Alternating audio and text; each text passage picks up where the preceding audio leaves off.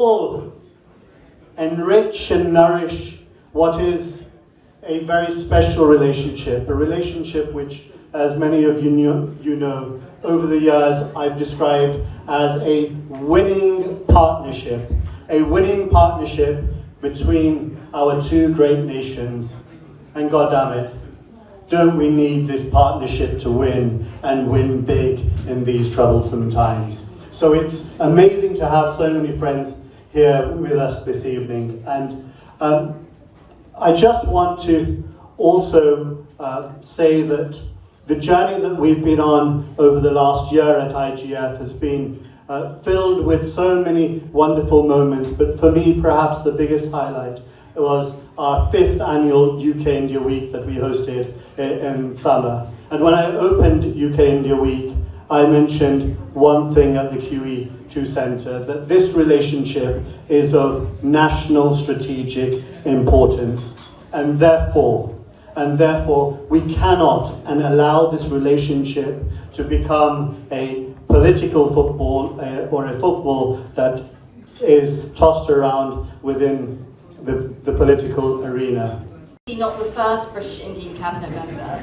I'm not even the first going cabinet member, because we are starting quite a trend in this country. I'm very proud to be doing the role that I do, energy and net zero. It's hugely important to not only this country's ambitions, but to all of our international partners as well.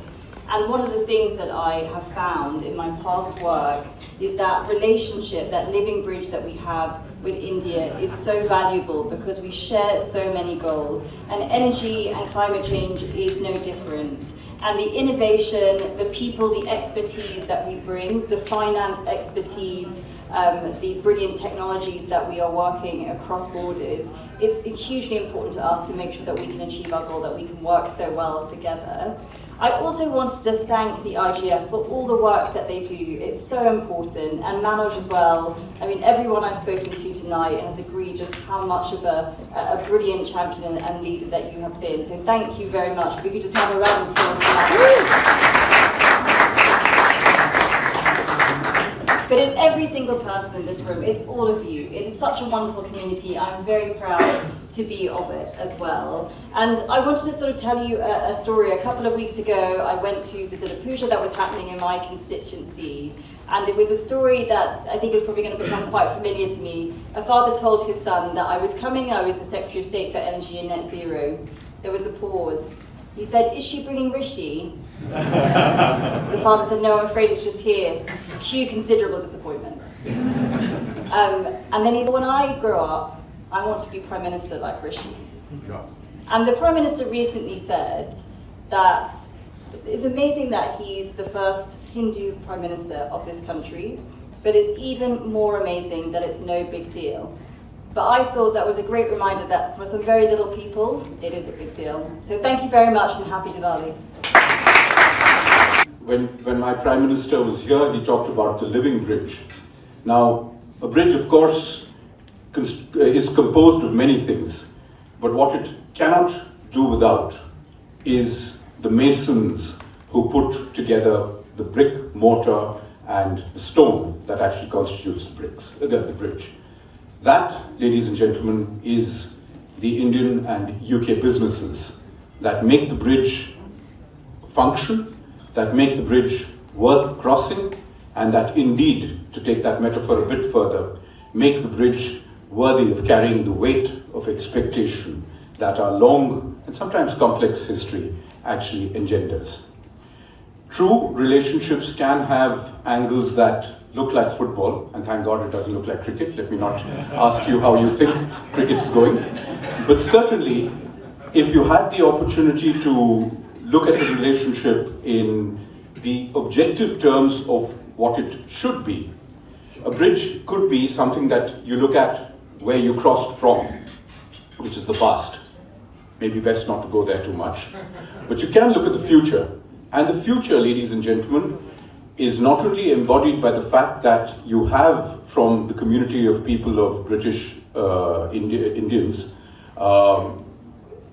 outstanding leaders who are contributing to this country and to the world through their leadership.